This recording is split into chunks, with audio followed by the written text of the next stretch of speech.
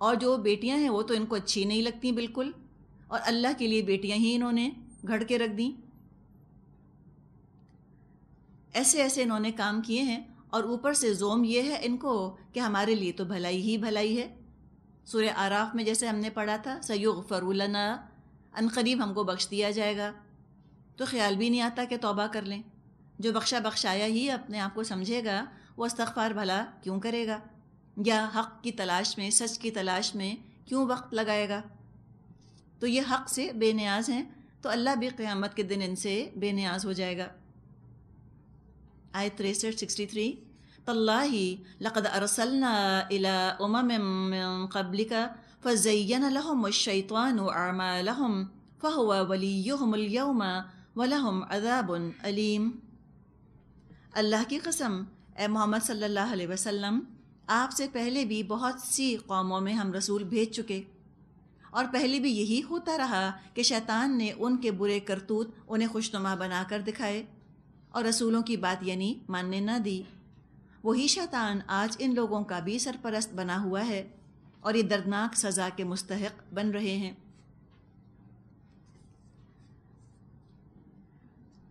بنیادی وجہ جو لوگوں کو رسول کی دعوت قبول کرنے سے روک دیتی ہے وہ یہ کہ شیطان نے احساس ختم کر دیا ان کے اندر سے گناہ کا، برائی کا۔ گناہوں سے بے خوفی ہے جو کہ رسول کی دعوت کی طرف سے انسان کو بے نیاز کر دیتی ہے، غافل کر دیتی ہے۔ انسان ضرورت محسوس ہی نہیں کرتا، اس کو خیال آتا ہے کہ جو کچھ رسول کہہ رہے ہیں آئی ڈونٹ نیڈ اٹ، مجھے اس کی ضرورت نہیں ہے۔ جب انسان کی اپنی ضرورت ہوتی ہے وقت نکالتا ہے، لپکتا ہے، دوڑتا ہے اس چیز کی طرف۔ جب اس کو ضرورت محسوس نہیں ہوتی اگنور کر دیتا ہے۔ تو ان کے اندر بھی بے خوفی ہے، احساس گناہ موجود ہی نہیں۔ شیطان نے ان کے برے برے اعمال ان کے لیے خوشنما بنا دیے۔ سلوگنز بہت اچھے ہیں، ٹائٹلز بہت اچھے ہیں، کہتے ہیں freedom of expression, freedom of speech, اس کا سہارا لے کر جس کا جو دل چاہے لکھ دے، چاہے اس کے لکھنے سے اور اس کے بولنے سے نسل در نسل، نسلوں کا، جنریشنز کا اخلاق اور ان کا کردار تباہ ہو جائے۔ فریڈم آف ایکسپریشن کے نام پر جو چاہتے ہیں دکھا دیتے ہیں، جس طرح چاہتے ہیں اللہ کے رسول پر کیچڑ اچھال دیتے ہیں، کہتے ہیں فریڈم آف ایکسپریشن ہے یہ۔ پرفارمنگ آرٹس کے نام پر عورت بیچاری کا تماشا بنا دیا، نچا ہی دیا عورت کو انہوں نے، کہتے ہیں پرفارمنگ آرٹس ہیں۔ فیشن ہو، نام بہت اچھا فیشن، ہر طرح کی بے حیائی کو جائز کر لیا اس کے نام پر۔ حدود کے اندر اندر یہ سب چیزیں رہیں۔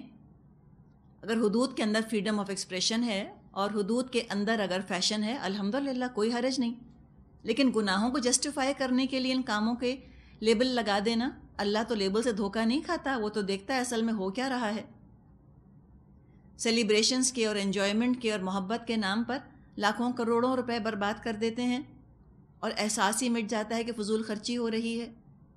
اللہ نے فرمایا ہے سورۃ بنی اسرائیل میں، ان المبذرین کانوا اخوان الشیاطین، فضول خرچی کرنے والے تو شیطان کے بھائی ہیں۔ تو یہ شیطان ہی کا حکم مان رہے ہیں، اسی کو راضی کرنے کے سارے کام کر رہے ہیں، تو عبادت رحمان کی تو نہیں ہو رہی، عبادت شیطان کی ہو رہی ہے۔ فَهُوَ وَلِيُّهُمْ، تو وہی ان کا دوست ہوگا، الیوم، آج، قیامت کے دن۔ دنیا میں بھی تو اسی کے کاموں میں مددگار بنتے تھے، اسی کے مشوروں پر عمل کرتے تھے، ایسے دوستی کا حق ادا کیا دنیا میں شیطان کی، تو آج بھی اپنے دوست کے ساتھ انجام پائیں گے، جہاں شیطان جائے گا وہاں اس کے ساتھ ہی جائیں گے۔ جو بچنا چاہتا ہے، اب بچاؤ کا طریقہ بھی بتایا گیا، آیت 64 وَمَا أَنزَلْنَا عَلَيْكَ الْكِتَابَ إِلَّا لِتُبَيِّنَ لَهُمُ الَّذِي اخْتَلَفُوا فِيهِ وَهُدًى وَرَحْمَةً لِقَوْمٍ يُؤْمِنُونَ۔ ہم نے یہ کتاب آپ پر نازل کی ہے تاکہ آپ ان اختلافات کی حقیقت ان پر کھول دیں جن میں یہ پڑے ہوئے ہیں۔ یہ کتاب رہنمائی اور رحمت بن کر اتری ہے ان لوگوں کے لیے جو اس کو مان لیں۔ ہدایت ہے اور رحمت ہے کس کے لیے؟ ایمان والوں کے لیے۔ تو قیامت کے دن کوئی گمراہ شخص جو کہ جہنم میں جا رہا ہوگا، وہ یہ بہانہ بنا نہ سکے گا کہ اللہ ہم کو تو کسی نے کوئی صحیح بات بتائی ہی نہ تھی، ہمارا کیا قصور؟ اللہ نے تو کتاب نازل فرما دی، اللہ نے رسول بھیج دیے، اللہ نے فرقان نازل فرما دیا، کرائٹیرین صحیح اور غلط کا فرق بتانے والی کتاب اللہ نے بھیج دی، ساتھ رسول بھی بھیجے جو کھول کھول کے وضاحت کر کر کے اس کتاب کے احکامات لوگوں کو بتا رہے ہیں، بیان بھی کر رہے ہیں، عمل کر کے بھی دکھا رہے ہیں، پریکٹیکلی کر کے دکھا رہے ہیں کہ دیکھو جو کچھ اللہ نے تم سے کرنے کو کہا ہے سب ممکن ہے، it is physically possible, humanly possible, سب کچھ ہے، سب ہو سکتا ہے۔ تو اللہ نے صرف آیات نہیں بھیجنی کہ لو خود ہی پڑھ لو، خود ہی سمجھ لو، اس میں غلط فہمی کا پھر بھی امکان ہوتا، کوئی سمجھ پاتا کوئی نہ سمجھ پاتا، تو یہ بھی چانس نہیں لیا گیا، معلم ساتھ بھیجا جو کتاب کی حکمت کی تعلیم دے۔ نبی اکرم صلی اللہ علیہ وسلم نے فرمایا ترکت فیکم امرین لن تضلوا ما تمسکتم بہما کتاب اللہ و سنت رسولہ، کہ لوگوں میں تم میں دو معاملات چھوڑ کے جا رہا ہوں، دو چیزیں چھوڑ کے جا رہا ہوں، تم ہرگز گمراہ نہیں ہوگے اگر تم مضبوطی کے ساتھ ان دونوں کو تھام کے رکھو گے۔ ان میں سے ایک ہے اللہ کی کتاب اور دوسری ہے اس کے رسول کی سنت۔ جو ان کو پکڑ لے گا ضرور ہی انشاءاللہ تعالی ہدایت پا جائے گا۔ جو اللہ پر ایمان رکھنے کا دعویٰ کرتا ہے اس کا دعویٰ معتبر ہوگا اگر وہ قرآن پر ایمان رکھے گا۔ قرآن کو نگلیکٹ کر کے، اس کو چھوڑ کے، اس کا انکار کر کے اللہ پر ایمان کا دعویٰ معتبر نہ ہوگا، اوتھینٹک نہ ہوگا۔ اسی طرح اللہ کے رسول پر ایمان لانے کا جو دعویٰ کرے ساتھ ساتھ سنت اور حدیث کو مانے، یہ اس کے ایمان کا لازمی حصہ ہے۔ جو اطیع اللہ و اطیع الرسول کرے گا اس کے لیے دنیا میں ہدایت ہے اور آخرت میں رحمت ہے۔ اب اگر کوئی یہ سب کچھ پڑھتا ہے اور وہ یہ محسوس کرتا ہے کہ میں تو اس کیٹیگری میں ہوں جس کا کہ ذکر آیت نمبر 63 میں کیا گیا، اور ابھی میرے دل میں ایمان نہیں ہے، تو بھی مایوس ہونے کی ضرورت نہیں ہے، تب بھی انسان مایوس نہ ہو، اللہ کی رحمت سے امید رکھے۔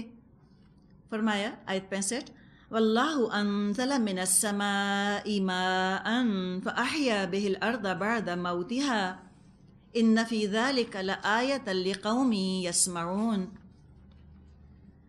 اللہ نے آسمان سے پانی برسایا اور یکایک مردہ پڑی ہوئی زمین میں اس کی بدولت جان ڈال دی، یقیناً اس میں ایک نشانی ہے سننے والوں کے لیے۔ یعنی جس طرح مردہ زمین پر جب بارش برستی ہے تو مردہ زمین زندہ ہو جاتی ہے، اسی طرح قرآن کے برسنے سے مردہ دل بھی زندہ ہو جاتے ہیں۔ لیکن اس کے لیے کیا ضروری ہے؟ لِقَوْمٍ يَسْمَعُونَ، سننے والا انسان بنے، سنو اور غور کرو، یعنی انسانوں کا سا سننا سنو، دل سے سنو، دل کھول کے سنو، ہدایت کی خاطر سنو، عمل کی خاطر سنو، توفیق مل جائے گی۔ ہم نے پڑھا تھا سورۃ الاعراف میں آیت 204 میں کہ وَإِذَا قُرِئَ الْقُرْآنُ فَاسْتَمِعُوا لَهُ وَأَنصِتُوا لَعَلَّكُمْ تُرْحَمُونَ، کہ جب قرآن پڑھا جا رہا ہو تو غور سے سنو اس کو اور خاموش رہو تاکہ تم پہ رحم کیا جائے۔ خاموشی کے ساتھ جب قرآن سنا جاتا ہے تو جذب میں اضافہ ہوتا ہے، ایبزارپشن میں اضافہ ہوتا ہے قرآن کے، ورنہ یہ ہوتا ہے کہ انسان جذب نہیں کر پاتا قرآن کو۔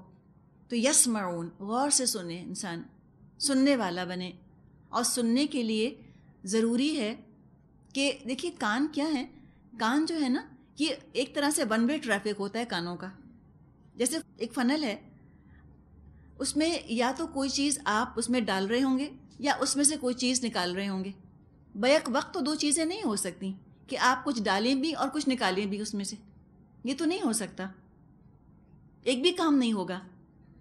تو جب انسان سن رہا ہوتا ہے تو بس پھر وہ صرف سنے، اگر وہ کسی کی بات سن بھی رہا ہوتا ہے اور وہ اپنی زبان سے بول کر دوسرے کے کان پہ کوئی اور بات ڈال بھی رہا ہوتا ہے، دونوں ہی چیزوں کا امپیکٹ ختم ہو جاتا ہے. نہ توجہ سے سن پاتا ہے، نہ توجہ سے بول پاتا ہے.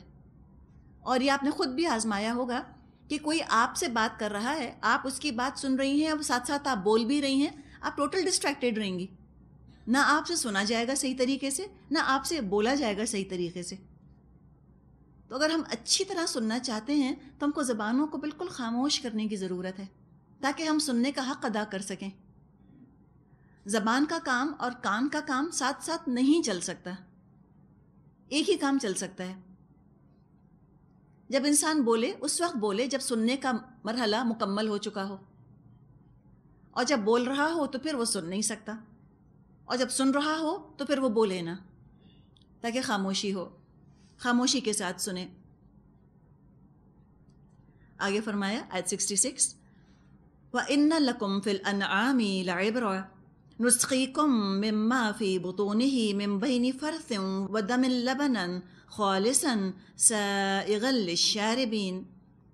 اور تمہارے لیے مویشیوں میں بھی ایک سبق موجود ہے، ان کے پیٹ سے گوبر اور خون کے درمیان ہم ایک چیز تمہیں پلاتے ہیں، یعنی خالص دودھ جو پینے والوں کے لیے نہایت خوشگوار ہے. سائغ کا مطلب ہوتا ہے حلق سے آسانی سے اترنے والا. لا یسیغہ پڑھا تھا ہم نے سورۃ ابراہیم میں. ساغ یسیغو کا مطلب ہوتا ہے کوئی چیز جو بہت آسانی کے ساتھ گلے سے اترتی چلی جائے، خوشگوار ہو. فرث فاراتھا، فرث کہا جاتا ہے وہ گوبر جو ابھی آنتوں کے اندر ہی ہو، انٹسٹینز کے اندر ہی ہو، وہ ہوتا ہے فرث. تو ایک طرف ہے خون، ایک طرف ہے فرث، اور اللہ تعالیٰ نے کیا چیز نکال دی دونوں کے درمیان؟ خالص دودھ. جو حقائق ہیں وہ تو ہیں ہی، بعض دفعہ کوئی ایک فلسفیانہ قسم کی بات بھی ذہن میں آتی ہے. دیکھیں قدرت ہمیں بہت کچھ سکھاتی ہے نا. جب دو ایسی گندی چیزوں کے بیچ میں سے اتنی پاکیزہ چیز نکل سکتی ہے تو کفر اور شرک کے ماحول میں رہتے ہوئے انسان کیا پاکیزہ عمل کر سکتا ہے؟ کیوں نہیں کر سکتا؟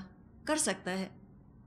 چاروں طرف شرک کا اندھیرا ہو یا بدعت ہو یا کفر ہو یا اللہ سے دوری ہو، ایسے گندے ماحول میں رہتے ہوئے عین ممکن ہے کوئی شخص انتہائی طیب پاکیزہ اعمال، طیب پاکیزہ اقوال بیان کرتا ہو اور اعمال کرتا ہو بھی سکتا ہے. اب اس پر ہم آتے ہیں. دودھ کی بات کی گئی ہے، دودھ کے فوائد پر بے شمار آپ کو آرٹیکلز مل جائیں گے، اور اس دودھ سے کتنے ہی لذیذ کھانے بنتے ہیں. مکھن ہے، گھی ہے، چیز ہے، پنیر ہے. کسی سویٹ ڈش کا ہم تصور نہیں کر سکتے جس میں کہ دودھ نہ پڑتا ہو. کم ہی ایسی مٹھاس ہوتی ہیں جس میں کہ دودھ شامل نہ ہو. اکثر و بیشتر میٹھے جو ہیں وہ دودھ ہی سے بنتے ہیں. پیدا ہوئے بچے سے لے کر اور 100 سال کے بوڑھے تک اس کو شوق سے پی لیتے ہیں، انجوائے کرتے ہیں. اور کون پلاتا ہے؟ اللہ. نسقیکم، اتنا پیارا انداز ہے جیسے اللہ مہمان نوازی کر رہا ہے. ہم پلاتے ہیں تمہیں. دودھ پینے کے لیے انسان کو کچھ اور محنت نہیں کرنی اس کے اوپر، بالکل ایک تیار ڈرنک ہے جو اللہ تعالیٰ نے بنا دیا. اور کیا اللہ تعالیٰ کی قدرت ہے؟ دیکھا جائے تو یہ کوئی معجزہ کم تو نہیں ہے کہ گائے جو ہے وہ گھاس کھاتی ہے منہ سے اور دوسری طرف سے دودھ نکل آتا ہے. کوئی دنیا کی مشین آج تک ایسی نہیں انسان بنا سکا کہ ایک طرف سے وہ گھاس پھوس ڈال دے اور دوسری طرف سے وہ تازہ دودھ نکال لے. نہیں کر سکتا.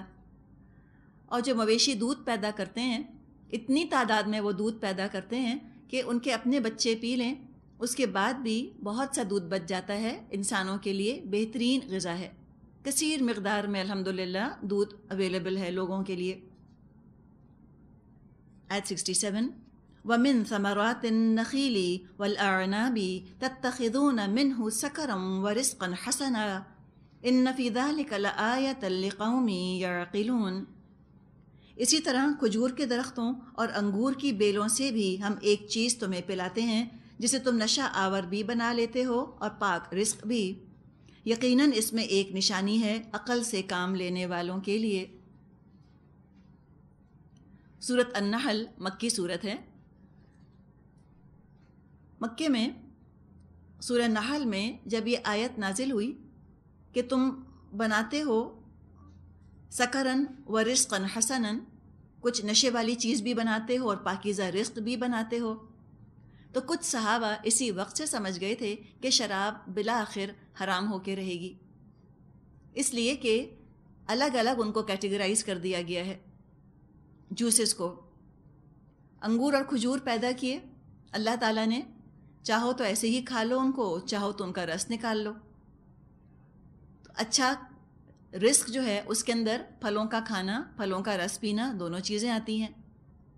تو فرمائے تم اسے رزق حسنہ بھی بناتے ہو اور سکر بھی۔ سکر سے مراد ہے نشہ آور چیز، انٹاکسیکیشن ہو جس کے اندر۔ اگر نشہ آور چیز بھی رزق حسنہ کے اندر آتی تو الگ سے ذکر کرنے کی ضرورت نہ تھی۔ اچھا رزق انسان کھائے، صحت مند ہو، فرحت بخش ہو، دل اور دماغ اور جسم کی صحت کے لیے مفید ہو، یہ تو اللہ کا شکر ادا کرنا ہوا، اللہ کی نعمت کو استعمال کر کے۔ اگر کوئی اچھی چیز جو اللہ نے دی ہے، جیسے کہ پھل ہیں، ان کو وہ لیتا ہے، پھر ان کو وہ سڑاتا ہے، پھر اس کے اندر وہ نشہ پیدا کرتا ہے جس سے کہ عقل ماری جائے اور جسم کو نقصان پہنچے، ہوش و حواس اس کے گم ہو جائیں اور وہ انسانیت کے درجے پر برقرار ہی نہ رہ سکے نشے کی حالت میں، تو یہ تو اللہ کی نعمت کی بڑی ناشکری ہو گئی۔ تو فرمایا اس میں نشانیاں ہیں ایک قوم کے لیے جو عقل سے کام لے۔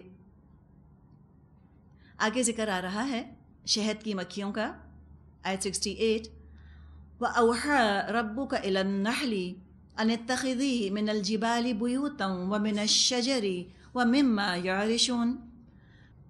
اور دیکھو تمہارے رب نے شہد کی مکھیوں پر یہ بات وحی کر دی کہ پہاڑوں میں اور درختوں میں اور چڑھائی ہوئی بیلوں میں اپنے چھتے بنا۔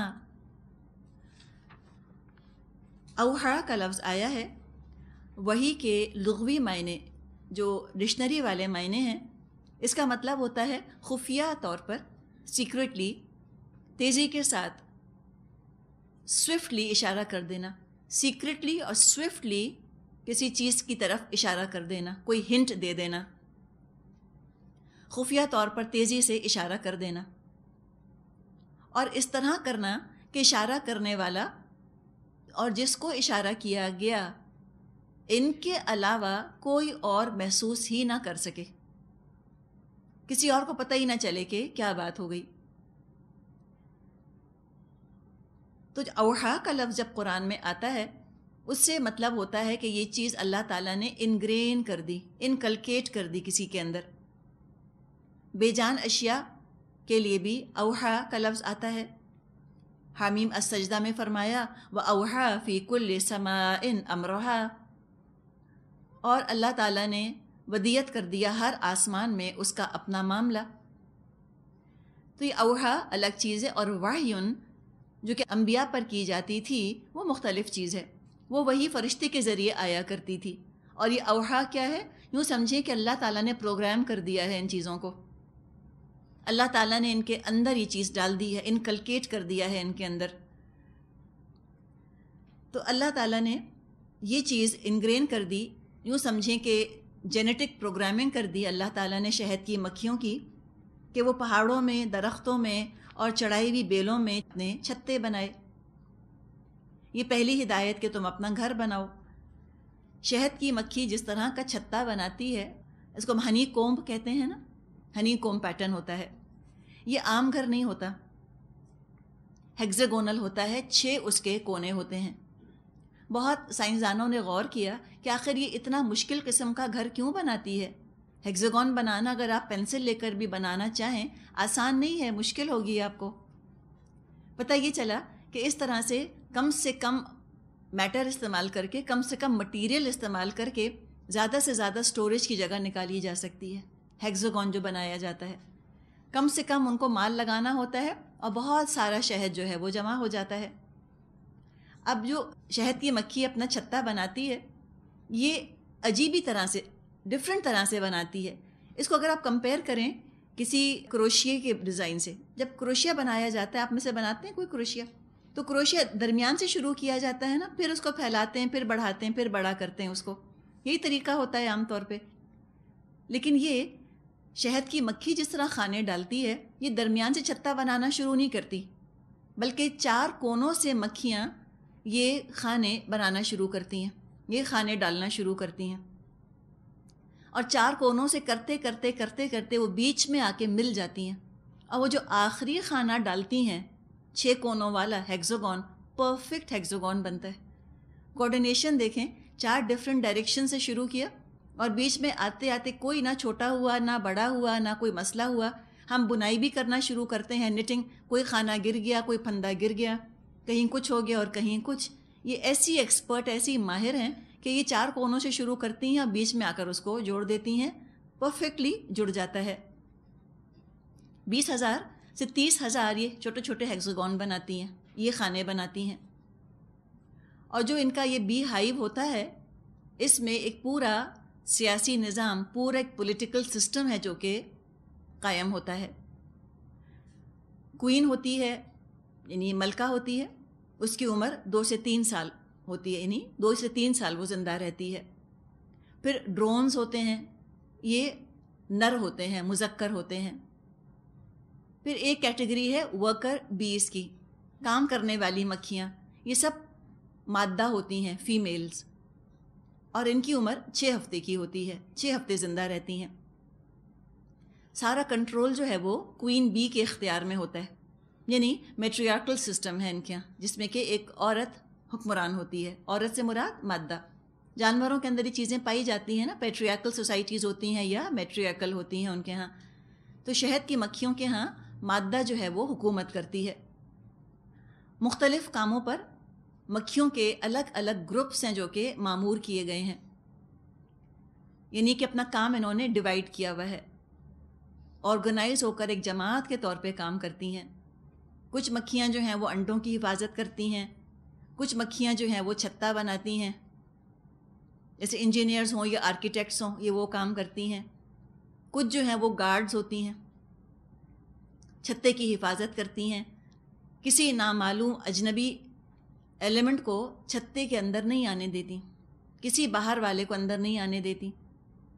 یہاں تک کہ اگر کوئی شہد کی مکھی گندگی پر بیٹھ کر آ جائے تو اس کو اندر نہیں آنے دیتی، کہ گندے پاؤں لے کر اندر نہیں آنا۔ ملکہ جو ہے وہ اس مکھی کو قتل ہی کروا دیتی ہے۔ اسی طرح اگر کہیں پھولوں کے اوپر پیسٹیسائڈ اسپرے ہوا ہو، جراثیم کش دوا ڈالی ہوئی ہو، اور وہاں سے کوئی مکھی اگر رس چوس کر آ جائے، اس کو ڈپازٹ نہیں کرنے دیتی وہ رس، تاکہ ان کا رس جو ہے وہ خراب نہ ہو۔ کنٹامینیٹڈ نیکٹر ہو گیا ہے نا وہ، تو کنٹامینیٹڈ نیکٹر کو نہیں لانے دیتی اندر۔ یہاں تک کہ اگر دوسرے چھتے کی مکھی ان کے چھتے میں آنا چاہے، اس کو بھی پہچان جاتی ہیں۔ ان کے یہاں ایک کوڈ ہوتا ہے، جو ان کے اپنے ٹینٹیکل جیسے ہوتے ہیں نا، پہلے اس سے وہ رب کر کے دیکھتی ہیں کہ یہ ہمارے چھتے کی مکھی ہے، کسی اور چھتے کی تو نہیں ہے۔ اگر کسی اور بی ہائیو کی مکھی آنے کی کوشش کرے، آنے نہیں دیتی ہیں اس کو اندر۔ ایک گروپ کی ڈیوٹی پھولوں کا رس جمع کرنا ہے۔ تو یہاں پر آپ دیکھیں گی کہ جو بات کی گئی ہے، ان اتخذی من الجبال بیوتن، تو بنا، آگے بھی ہم پڑھیں گے ثم کلی وسلکی، تمام کے تمام جو صیغے استعمال کیے گئے ہیں یہ مؤنث کے صیغے ہیں، فیمیل جینڈر کو ایڈریس کیا گیا ہے۔ سائنس کو یہ بات پتہ نہیں تھی اس وقت، جب تحقیق کی تو پتہ چلا کہ جتنا بھی کام کرتی ہیں وہ تو سب مؤنث ہی مکھیاں ہوتی ہیں۔ آنا جانا، شہد جمع کرنا، یہ سارا کام تو مؤنث کا ہوتا ہے، مادہ کا ہوتا ہے۔ جب قرآن نازل ہوا تو یہ بات تو کسی کو پتہ نہ تھی۔ اگر نبی اکرم صلی اللہ علیہ وسلم نے خود قرآن لکھا ہوتا، انہیں کیسے پتہ چلتا؟ پتہ چلا کہ نہیں، کسی انسان کا لکھا ہوا کلام نہیں ہے، رب کا لکھا ہوا ہے۔ تو سارا کام یہ جو ہے یہ فیمیل ورکرز کرتی ہیں۔ میلز کی ڈیوٹی جو ہے، جو نر ہوتے ہیں، ان کا کام صرف یہ ہوتا ہے کہ وہ ملکہ کو فرٹیلائز کر دیں، اس کو حاملہ کر دیں۔ اور یہ کام بھی سارے کے سارے ڈرونز نہیں کرتے، ان میں سب سے صحت مند جو نر ہوتا ہے اس کو یہ ورکر بیز لے کر آتی ہیں، اس کے بعد کوئین بی انڈے دیتی ہے۔ اور جب ڈرون کا کام، اس نر کا کام پورا ہو جاتا ہے تو اس کے بعد وہ خزاں کے موسم میں یہ مکھیاں ان سارے نر کو باہر نکال دیتی ہیں چھتے سے، کسی کو رکھنے نہیں دیتی۔ اپنے شوہروں کو آپ بتا دیجیے گا کہ شکر کریں آپ شہد کی مکھی نہیں ہے. شکر کرنے کو بہت کچھ ہے نا، ہمیں یاد نہیں رہتا. اب اس میں ہوتا یہ ہے کہ جس طرح سے یہ رس جمع کرتی ہیں تو اس کے بعد پھر یہ ایک مکھی دیکھ کر آتی ہے کہ پھولوں کا گلدستہ یا پھول کہاں پر ہے. اب اس کو آ کر باقی مکھیوں کو بتانا ہوتا ہے. تو وہ سورج سے ایک تو لوکیشن اپنا دیکھتی ہے، سورج کے حساب سے. سورج کے حساب سے پھر وہ آتی ہے اور وہ پھولوں تک پہنچتی ہے. واپس آ کر جب وہ بتاتی ہے تو پھر سورج ہی کا حساب رکھ کر وہ باقی مکھیوں کو بتاتی ہے کہ وہ pھول کہاں پائے جاتے ہیں. سورس دریافت کر کر آتی ہے اور اپنے جسم کی مختلف حرکتوں سے وہ دوسری مکھیوں کو بتا دیتی ہے کہ پھول کہاں پر ہیں، اور ایگزیکٹ ڈسٹنس بھی بتاتی ہے. بالکل صحیح فاصلہ بتاتی ہے کہ تمہیں اتنی دور اڑ کر جانا ہوگا تو وہاں تم کو یہ سب کچھ ملے گا. تو فرمایا کہ تم اپنے چھتے بناؤ. آگے فرمایا آیت 69 ثم کلی من کل الثمرات فاسلکی سبل ربک ذللا،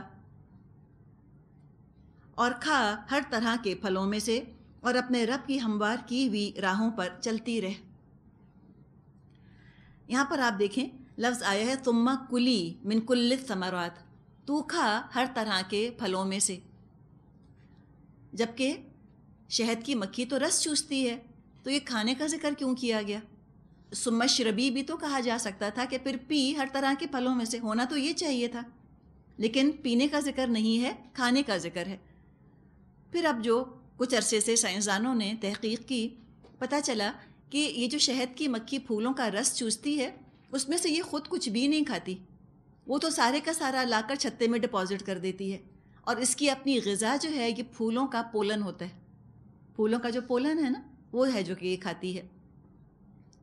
نیکٹر جو ہے پھولوں کا رس، اس کو حاصل کرنا آسان نہیں، اس لیے کہ وہ بالکل اندر بند ہوتا ہے، ٹیوب کے اندر بند ہوتا ہے. ایک سیک تھیلی جیسی ہوتی ہے، اس پہ ٹیوب لگی ہوتی ہے، اس تھیلی کے اندر وہ رس بند ہوتا ہے. اللہ تعالیٰ نے شہد کی مکھی کو ایک اسٹرا دے کر بھیجا ہے، پروبوسس ہوتا ہے، وہ ڈالتی ہے اور وہ جوس جو ہے وہ پی لیتی ہے. پھر فرمایا اپنے رب کے ہموار کیے ہوئے راستوں پر چل. کتابوں کی کتابیں لکھی گئی ہیں شہد کی مکھیوں کے اوپر، کیسے اپنا چھتا بناتی ہیں، راستہ ڈھونڈنے کی کیا صلاحیت ان کی ہوتی ہے. چھتے سے میلوں میل دور اڑ کر چلی جاتی ہیں لیکن بغیر بھولے بھٹکے واپس آ جاتی ہیں. نہ صرف یہ بلکہ دوسری شہد کی مکھیوں تک یہ پیغام بھی پہنچا دیتی ہیں کہ پھول جو ہیں وہ کتنی دور ہیں اور کہاں پر لوکیٹڈ ہیں، ان کا لوکیشن بھی بتا دیتی ہیں. 1 پاؤنڈ شہد، 1 پاؤنڈ کتنا؟ آدھا کلو سے بھی کم. آدھا کلو سے کم شہد جمع کرنے کے لیے 55,000 میل کا وہ سفر کرتی ہیں مکھیاں، 55,000 مائلز. 1 پاؤنڈ شہد کے لیے 2 ملین پھولوں کے پاس جاتی ہیں، 2 ملین پھولوں کا رس چوستی ہیں. اور ایک مکھی اپنی پوری زندگی میں آدھا چائے کا چمچہ شہد بناتی ہے بس ٹوٹل. تو آئندہ اب آپ شہد کھائیں تو بہت زیادہ خیال سے کھائیے گا، بڑی نعمت ہے اللہ کی، بڑی محنت ہے جو اس کے پیچھے کی گئی ہے. مکھیوں کی بھی الگ الگ ورائٹیز ہیں. کچھ مکھیاں ایسی ہیں جو کہ ٹرین ہو سکتی ہیں شہد کی مکھیوں میں سے. بی فارمنگ تو ہمیشہ سے ہوتی رہی ہے، تو کچھ ہیں جو کہ ٹرین ہو جاتی ہیں، یعنی کہ وہ وہیں کی وہیں رہتی ہیں. طریقہ یہ ہوتا ہے کہ کچھ شہد ان کے لیے چھتوں میں چھوڑ دیا جاتا ہے، وہ کھا کر ان کی تعداد کالونی میں بڑی ہو جاتی ہے اور وہ شہد اسی طرح بناتی رہتی ہیں. تو کچھ ٹرین ہو جاتی ہیں. کچھ مکھیاں ایسی ہیں جو کہ ٹرین نہیں ہو سکتی. جب ان کی تعداد زیادہ ہو جاتی ہے تو وہ اپنا چھتا لے کے بھاگ جاتی ہیں اور جنگل میں جا کر دوبارہ سے وہ چھتا بناتی ہیں. کچھ وفاداری سے وہیں شہد بناتی رہتی ہیں. جو پاکستان میں انہوں نے تحقیقات کی، پتہ یہ چلا کہ پاکستانی مکھی جو ہے وہ ٹرین نہیں ہوتی، وہ اکثر چھتا لے کر بھاگ جاتی تھی. تو اب انہوں نے یورپ سے، اٹلی وغیرہ سے شہد کی مکھیاں امپورٹ کی ہیں، ان کو رکھتے ہیں. وہ بہت وفادار ہوتی ہیں اور وہ ٹرین بھی ہو جاتی ہیں، لائل زیادہ ہوتی ہیں. فرمایا آگے یخرج من بطونها شراب مختلف الوانه فيه شفاء للناس ان في ذلك لآیۃ لقوم یتفکرون. اس مکھی کے اندر سے رنگ برنگ کا ایک شربت نکلتا ہے جس میں شفا ہے لوگوں کے لیے. یقیناً اس میں بھی ایک نشانی ہے ان لوگوں کے لیے جو غور و فکر کرتے ہیں. شہد جمع کرتی ہیں. اب کیا ہوتا ہے، ابھی شہد تو نہیں لائی نا، یہ تو پھلوں کا رس لے کر آئی تھیں. پھلوں کے رس کو شہد میں تبدیل کرنے کے لیے ایک خاص انزائم ہوتا ہے. انزائمیٹک ری ایکشن سے اس رس کو یہ شہد میں تبدیل کرتی ہیں. پھر اس کو گاڑھا کرنا ہوتا ہے، بہت پتلا ہوتا ہے، لیکوڈ ہوتا ہے. تو شہد کو گاڑھا کرنے کے لیے وہ پانی ایویپوریٹ کرتی ہیں اور تیزی کے ساتھ اپنے پروں کو پنکھوں کی طرح استعمال کرتی ہیں تاکہ وہ پانی جو ہے وہ ایویپوریٹ ہو جائے. اتنی محنت کے بعد کہیں شہد بنتا ہے اور اللہ تعالیٰ نے بیان فرمایا کہ اس میں شفاء للناس، انسانوں کے لیے شفا ہے. ہزاروں سال سے شہد بطور دوا استعمال ہوتا رہا. کئی بیماریوں کا اس میں علاج موجود ہے. مسلمان اطباء، مسلمان طبیب پرزرویٹو کے طور پہ شہد استعمال کیا کرتے تھے. آج کل تو الکوہل استعمال کیا جاتا ہے. چونکہ الکوہل حرام تھا تو الکوہل کو ایز اے پرزرویٹو استعمال نہیں کیا کرتے تھے بلکہ شہد کو استعمال کرتے تھے. پیٹ کی بیماری کے لیے بھی اس میں شفا ہے، شہد میں شفا ہے. ایک مرتبہ ایک صحابی نبی اکرم صلی اللہ علیہ وسلم کے پاس تشریف لائے اور فرمایا کہ ان کے بھائی کو پیٹ کی تکلیف ہے. آپ نے شہد پلانے کا مشورہ دیا. اگلے دن انہوں نے آ کر کہا بیماری بدستور قائم ہے. تیسرے دن پھر یہی کہا کہ شہد پینے سے فائدہ نہیں ہوا. تو نبی اکرم صلی اللہ علیہ وسلم نے فرمایا صدق اللہ وکذب بطن اخیک، کہ اللہ نے سچ کہا اور تیرے بھائی کے پیٹ نے جھوٹ کہا. مراد یہ ہے کہ نہیں اور تھوڑے دن اس کو پلا تو اس کے بعد اس کو شفا ہو گئی. پانی کے اندر تھوڑا سا شہد گھول لیا جاتا ہے اور وہ پانی جو ہے وہ پی لیا جاتا ہے. ابن عمر رضی اللہ عنہ کے متعلق آتا ہے کہ اگر جسم پر پھوڑا بھی نکل آتا تو وہ شہد کا لیپ کر کے علاج کیا کرتے تھے، شہد لگا دیتے تھے اس کے اوپر. تو صحابہ تو یہ عمل کرتے ہی تھے، اس لیے کہ سنت میں ان کو یہ بات بتائی گئی تھی اور قرآن کے اندر موجود تھی. وہ دلیل کافی تھی کہ اللہ نے فرمایا ہے درستی ہوگا. کوئی بہت لمبی چوڑی وہ تحقیق تو نہیں انہوں نے کی تھی اس وقت، لیکن آج جب سائنس نے شہد کے بارے میں تحقیقات کی ہیں، شہد کو انالائز کیا ہے، تو وہ حیران رہ گئے ہیں کہ کیا کچھ ہے جو کہ اس کے اندر موجود ہے. رائبوز ایک خاص قسم کی شوگر ہوتی ہے، RIBOS، اور یہ DNA کا بنیادی ایلیمنٹ ہے. جتنی بھی دنیا میں کھانے پینے کی چیزیں ہیں، شہد وہ واحد چیز ہے جس کے اندر رائبوز پایا جاتا ہے. پھر سولیوبل B13 اس کے اندر ہے. وائٹامنس کے اندر سولیوبل وائٹامنس B13 B14 موجود ہے. فاسفورس ہے، فولک ایسڈ ہے، یعنی آئرن بھی ہے شہد کے اندر. فرکٹوز ہوتا ہے، گلوکوز ہے اس کے اندر. مختلف قسم کے تیل، آئلز بھی شہد کے اندر موجود ہوتے ہیں. ایک اور خاص قسم کا ہارمون شہد میں پایا جاتا ہے جس کو کہ رائل جیلی کہتے ہیں. یہ رائل اس لیے کہلاتی ہے کہ یہ صرف کوئین بی جو ہے اس چیز کو کھاتی ہے، اس طرح کے شہد کو. باقی مکھیوں کو اجازت نہیں ہے کہ وہ رائل جیلی کھائیں. جب کوئین جو ہے رائل جیلی کھاتی ہے، تیزی کے ساتھ اس کا جسم بڑھتا ہے، گرو ہوتی ہے وہ. اسی خصوصیت کی وجہ سے شہد انیمیا میں یا لمبی بیماری کے بعد شہد کھانا بہت مفید ہے. تیزی کے ساتھ انسان ریکوپریٹ کرتا ہے، صحت کی طرف آتا ہے. یہ نئے سیلز بنانے میں، نئے خلیے بنانے میں مدد دیتا ہے. مختلف پھولوں سے جو مختلف طرح کے شہد بنتے ہیں ان کی الگ الگ تاثیر ہے، مختلف ان کی اپنی اپنی ہیلنگ پراپرٹیز ہیں. برونکائٹس کو بھی فائدہ دیتا ہے شہد، نروس سسٹم کو بھی فائدہ دیتا ہے. کوئی کرونری ایلمنٹ ہے، دل کی کوئی بیماری ہے، اس کا بھی اس کے اندر علاج ہے، اور خاص طور پہ پیٹ کے لیے تو نہایت مفید ہے.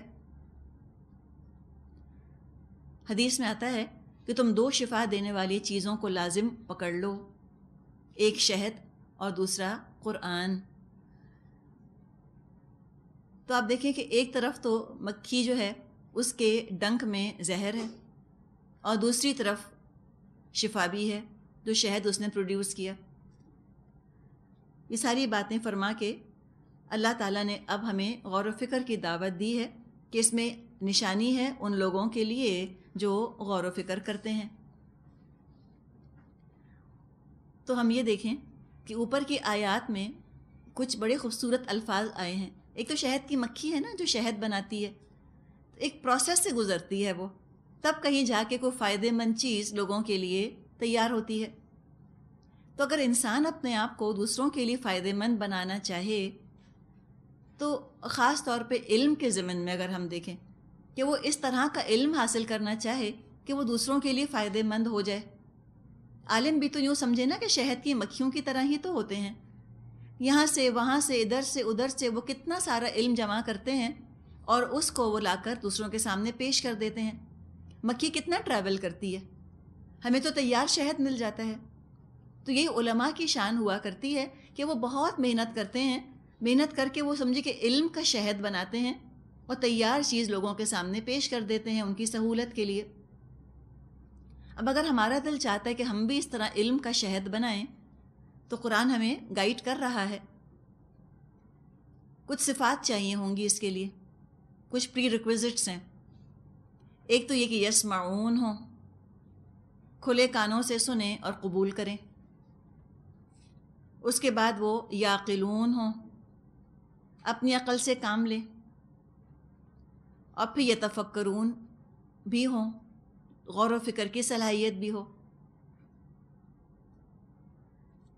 تو یہ لوگ ہیں غور و فکر کرتے ہیں، تدبر کرتے ہیں، محنت سے حکمت کا شہد جمع کرتے ہیں اور اس سے لوگوں کی عقل کا اور دل کے امراض کا علاج کرتے ہیں۔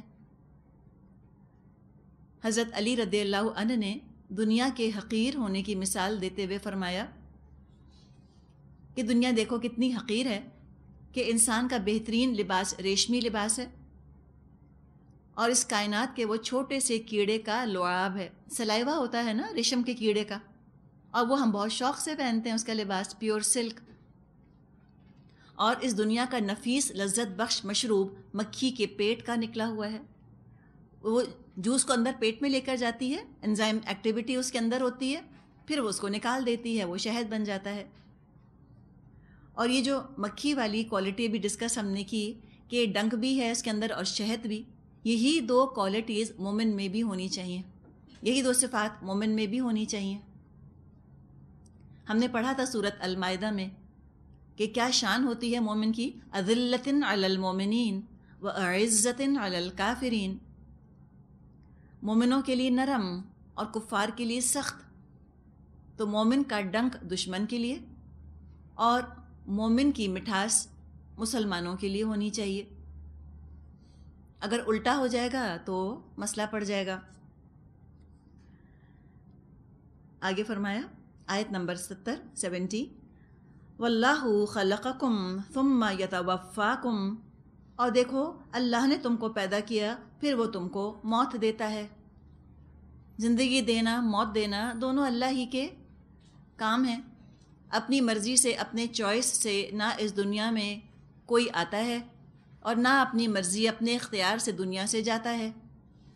کسی نے کہا ہے کہ لائی حیات آئے قضا لے چلی چلے، نہ اپنی خوشی سے آئے نہ اپنی خوشی چلے۔ زندگی آئی تو ہم آ گئے، موت آتی ہے چلے جاتے ہیں، ہمارا اپنا کوئی اس کے اندر اختیار ہی نہیں۔ وَمِنْكُمْ مَنْ يُرَدُّ إِلَىٰ أَرْذَلِ الْعُمُرِ لِكَيْ لَا يَعْلَمَ بَعْدَ عِلْمٍ شَيْئًا إِنَّ اللَّهَ عَلِيمٌ قَدِيرٌ، پھر تم میں سے کوئی بدترین عمر کو پہنچا دیا جاتا ہے تاکہ سب کچھ جاننے کے بعد بھی کچھ نہ جانے۔ حق یہ ہے کہ اللہ ہی علم میں بھی کامل ہے اور قدرت میں بھی۔ انسانوں کو اللہ نے بنایا، کوئی ماس پروڈکشن نہیں ہے کسی فیکٹری کی طرح۔ جب فیکٹری میں کوئی چیز ماس پروڈیوس ہوتی ہے سب اکٹھے بنتے ہیں اور اکٹھی چیزیں ایکسپائر ہو جاتی ہیں، ایکسپائری ڈیٹ بھی ان کی ایک ہوتی ہے، مینوفیکچرنگ ڈیٹ بھی ایک ہوتی ہے۔ اللہ کے اس طرح کوئی بھی ماس پروڈکشن نہیں ہے۔ ایک ساتھ ایک ہی دن ایک ہی لمحے پیدا ہونے والے انسان ضروری نہیں ہے کہ ایک ساتھ دنیا سے جائیں۔ ہو سکتا ہے کوئی بچپن ہی میں فوت ہو جائے، کوئی جو ہے جوانی تک زندگی پائے اور کوئی بڑھاپے تک پہنچے، اور بڑھاپا بھی کیسا، ارذل العمر، ایسا بڑھاپا کہ انسان بالکل بچوں کی طرح ہو جائے، سیکنڈ چائلڈہڈ ہم جس کو کہتے ہیں. ساری عقل ذہانت ختم ہو جاتی ہے ایک عمر میں آ کے انسان کی، اپنے ہاتھ پیر اپنے قابو میں نہیں رہتے، بالکل بچوں کی طرح وہ ڈائپرز پہنتے ہیں. جیسے بچہ کھانے پینے کے لیے دوسروں کا محتاج ہوتا ہے، ایسے یہ دوسروں کے محتاج ہو جاتے ہیں بڑھاپے میں آ کر. بالکل بچوں کی طرح روٹھنے لگتے ہیں، بات بات پہ غصہ کرتے ہیں، برا ماننے لگتے ہیں. بات بتائیں ان کو بات سمجھ نہیں آتی، کمپریہنشن بہت کمزور ہو جاتی ہے نا. ایک تو سماعت بھی کمزور ہو جاتی ہے، سمجھنے کی صلاحیت بھی کمزور ہو جاتی ہے، اور دونوں چیزیں مل کر اتنا ایک سمجھے کہ ایک ایسا مسئلہ بن جاتی ہیں کہ آپ سمپل بات ان کے سامنے کر رہے ہیں، ان کو بات سمجھ نہیں آتی، بار بار پوچھیں گے، بار بار آپ سے پوچھیں گے کیا کہہ رہے ہو. صبر کے ساتھ بار بار دہرانا ہوتا ہے، بعض دفعہ 4 دفعہ، کبھی 5 دفعہ ایک ہی بات آپ کہتے رہتے ہیں ان سے. اس کو بھی عبادت اور ثواب سمجھ کر کہتی رہیے. جھنجھلانے کی یا غصہ کرنے کی ضرورت نہیں. کل کو ہو سکتا ہے ہمارا اپنا بھی یہ حال ہو، کیا کہہ سکتے ہیں، پتہ نہیں نا اللہ نے کتنی عمر لکھی ہے ہماری، ہم کس کمزوری کی حالت کو پہنچیں گے. اگر آج ہم اپنے ہاتھ پیروں سے اور اپنے صبر سے اگر ہم کسی کو خوش کر سکتے ہیں، انشاءاللہ تعالیٰ جب ہم اس عمر کو پہنچیں گے اللہ ہمارے لیے بھی کوئی خدمت کرنے والا، صبر کے ساتھ معاملہ کرنے والا ہمارے لیے پیدا کر دے گا. نبی اکرم صلی اللہ علیہ وسلم نے ویسے ارذل العمر سے پناہ مانگی ہے کہ اللہ ایسی عمر تک ہمیں لے کر نہ جائے کہ ہمارا یہ حال ہو جائے. آپ کی دعا ہے اللہم انی اعوذ بک من ان ارد الی ارذل العمر، کہ اللہ میں تیری پناہ چاہتا ہوں اس چیز سے کہ میں ارذل العمر تک لوٹا دیا جاؤں، ارد الی ارذل العمر. لیکن اگر ہمارے سامنے ہمارے خاندانوں میں کوئی بزرگ ایسے ہیں تو ضرور انسان خیال کرے، اور جو اپنے والدین کا بڑھاپے میں خیال کر لیتا ہے یقیناً اللہ اس کا بڑھاپا بھی اچھا گزروا دیتا ہے. اور یہ ارذل العمر کب سے شروع ہوتی ہے؟ بعض نے کہا 80 سال سے شروع ہوتی ہے، بعض نے کہا 90 سال سے، کسی نے کہا 75 ایئر سے. حالانکہ دیکھا جائے تو ارذل العمر کا کوئی وقت مقرر نہیں ہے. بعض 100 سال کے بھی ہوتے ہیں بالکل ٹھیک ٹھاک، ڈرائیو بھی کر رہے ہوتے ہیں اور ان کے سارے حواس بالکل درست ہوتے ہیں، چاق و چوبند ہوتے ہیں. اور بعض جو ہیں 55-60 میں ہی بالکل ڈھہ جاتے ہیں، ان کے اعصاب جواب دے جاتے ہیں. تو وہ کیفیت ہے جب انسان پر طاری ہو جائے، وہ ہے ارذل العمر. آگے فرمایا آیت 71، واللہ فضل بعضکم علی بعض فی الرزق فما الذین فضلوا برادی رزقهم علی ما ملکت ایمانهم فهم فیہ سواء افبنعمت اللہ یجحدون. اور دیکھو اللہ نے تم میں سے بعض کو بعض پر رزق میں فضیلت عطا کی ہے، پھر جن لوگوں کو یہ فضیلت دی گئی ہے وہ ایسے نہیں ہیں کہ اپنا رزق اپنے غلاموں کی طرف پھیر دیا کرتے ہوں تاکہ دونوں اس رزق میں برابر کے حصے دار بن جائیں. تو کیا اللہ ہی کا احسان ماننے سے ان لوگوں کو انکار ہے؟ تو یہاں 2 کیٹیگری کا ذکر کیا گیا، ایک جن کو اللہ نے زیادہ فراوانی کے ساتھ دنیا میں رزق دیا ہے، اور ایک وہ جن کو اللہ نے رزق کم دیا ہے. ایک حاکم بنتے ہیں دوسرے محکوم، ایک مالک بنتے ہیں ایک غلام. تو یہ اس طرح کسی کا غریب ہونا، کسی کا متوسط ہونا یا کسی کا امیر ہونا کوئی اتفاقی حادثہ نہیں ہے، بائی چانس نہیں ہو گیا یہ سب کچھ، بلکہ یہ اللہ کی تقسیم ہے. دنیا میں معاش کا نظام چلانے کے لیے یہ فرق ضروری تھا. اگر سب ایک ہی درجے کے ایک ہی لیول کے ہوتے کوئی اکنامک ایکٹیویٹی نہ ہوتی. جیسے پانی آپ سوچیں، اگر پوری ایک ہی سطح پر پانی ہے تو وہ تو رک جائے گا نا، اسٹیگننٹ ہو جائے گا. کہیں اونچی سطح پر پانی بہہ رہا ہوتا ہے، کہیں نیچی سطح پر پانی بہہ رہا ہوتا ہے. تو اونچی نیچی سطح جب ہوتی ہے تو پانی بہتا رہتا ہے، سرکولیٹ ہوتا رہتا ہے. اگر سب کے پاس بالکل ایک جیسا پیسہ ہوتا، سب کا پیسہ وہیں رک جاتا. کسی کے پاس کم کسی کے پاس زیادہ تو پیسہ سرکولیٹ ہوتا رہتا ہے. تو دنیا کا تو یہ فائدہ ہے کسی کو زیادہ دینے کا اور کسی کو کم دینے کا، تاکہ معیشت اور کاروبار چلیں.